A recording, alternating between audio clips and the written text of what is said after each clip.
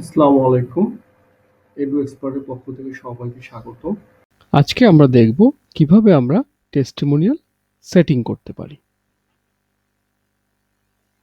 Testimonial testimonial setting.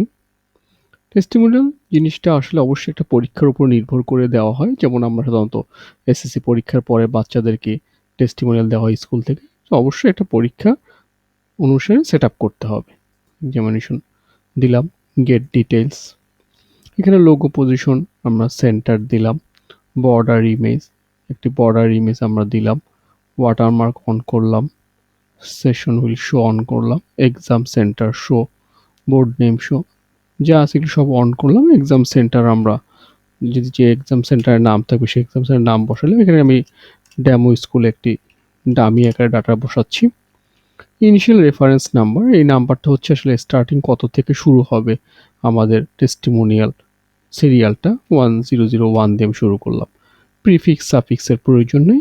এখানে margin top প্রত্যেকটা থেকে আমরা এক এক করে রাখতে পারি, দিয়ে আমরা টেস্টিমোনিয়াল সেট আপ করতে পারি। এবং এর ভিতরে আমরা চাচ্ছি বর্ডারটা চেঞ্জ করতে, তাহলে বর্ডারটা আমরা চাচ্ছি পরিবর্তন করার জন্য ক্লিক করে আমরা আমাদের পছন্দ মতো একটি বর্ডার আমরা এখান থেকে নিয়ে নিই।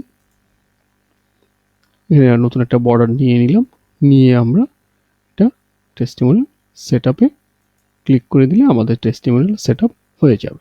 টেস্টিমোনিয়াল সেট আপ করতে কোনো সমস্যা হলে অবশ্যই সফট জোন প্রতিনিধির সাথে যোগাযোগ করার জন্য অনুরোধ রইল। জি, ধন্যবাদ।